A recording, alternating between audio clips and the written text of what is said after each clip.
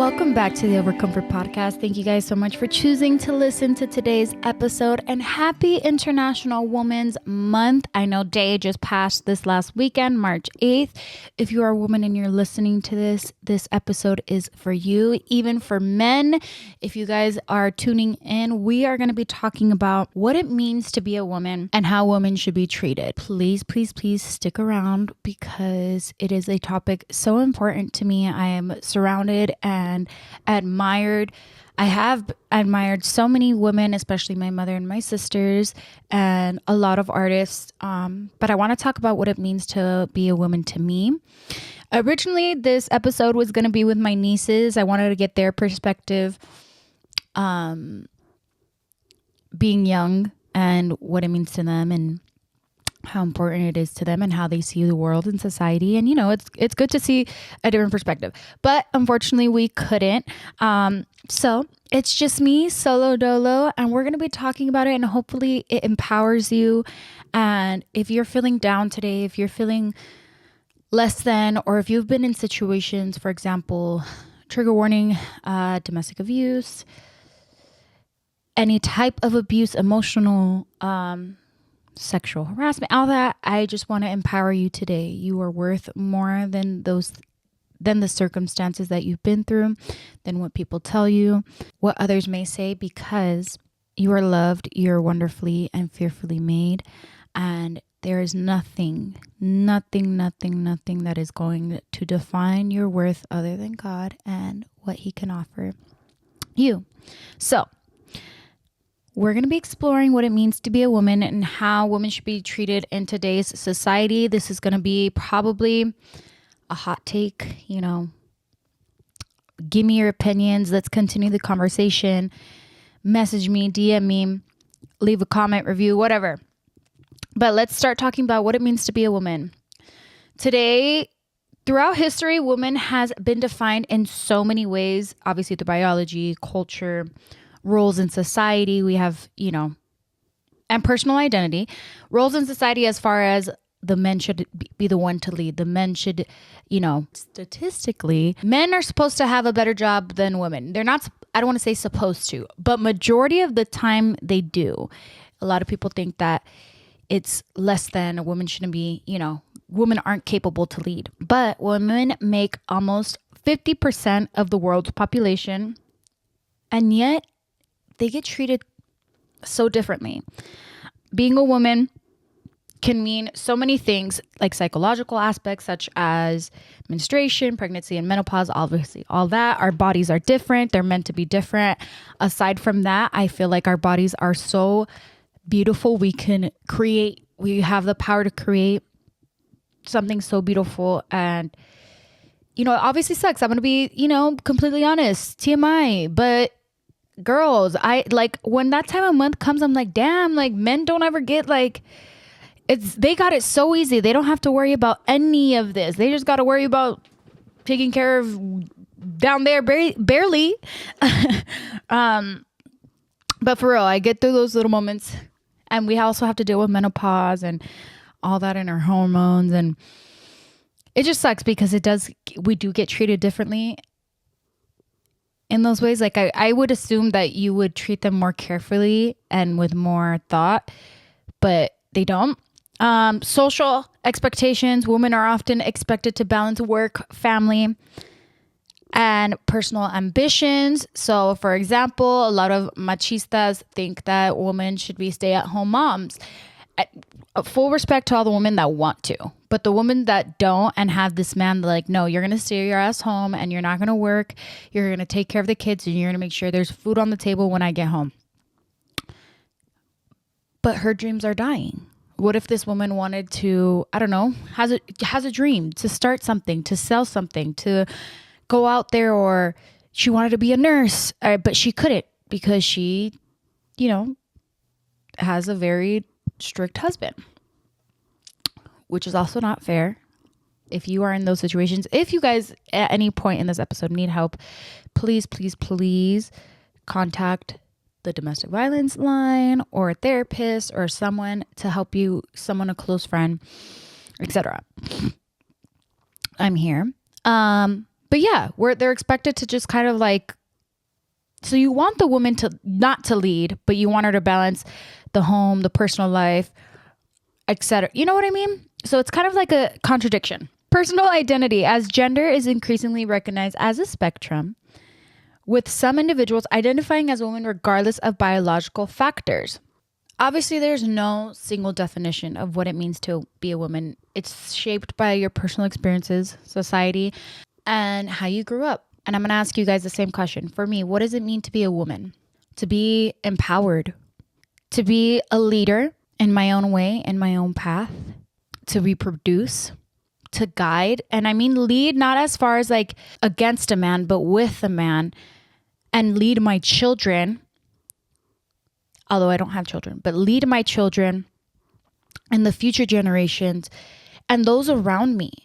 I feel like we hold so much power and we hold so much grace that we're able to empower other women. And even mentally, I feel like we have it harder. Like our emotions, our hormones mean something way more than a lot of people take for granted. And I know also, I got to find that statistic as well, but I know women are a lot smarter than men. So men do not play with us women. Like we are already 10 steps ahead, I believe.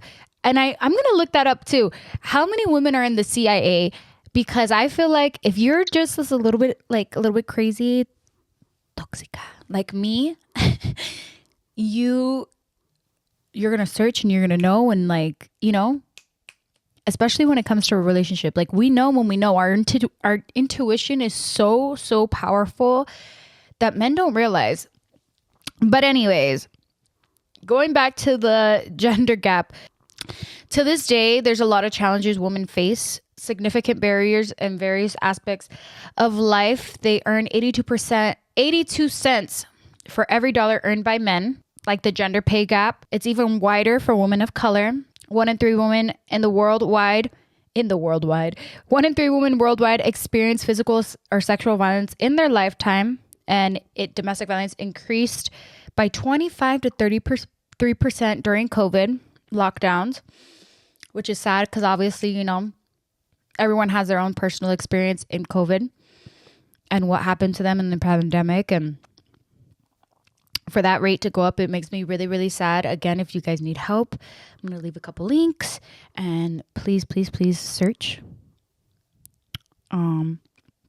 Also, 50% of the workforce are made up by women, but only hold 10% of Fortune 500 CEO positions. Politically, 26.7% of parliamentary seats globally are held by women. So if you're telling me that 50% of the world is made up by women, yeah, these percentages are less when it comes to work. So where are all the women at? They're afraid at home. They're scared, or they don't feel adequate enough. They don't feel worthy enough because of what society has told us and led us to believe in our world today. And that's totally not fair. Like maybe that's just me and the way I grew up. My mom was a very, very, very, I don't give a fuck.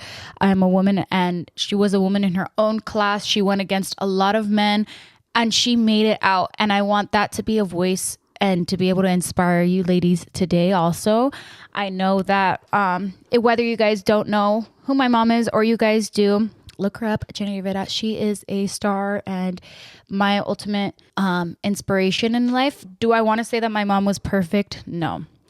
She made a lot of mistakes. She was a good mom, but not the best. But she was a very inspiring woman when it came to work. She was business handy. My mom went through a lot of domestic violence. She went through a lot of pain in her childhood that has led her to stand her feet and stand her ground. And I want that same inspiration for my own life. Although I haven't gone through what my mother went through, I do believe that her story is impactful, and especially in my life. And I want to be able to lead and guide my children in a better way than my mother did.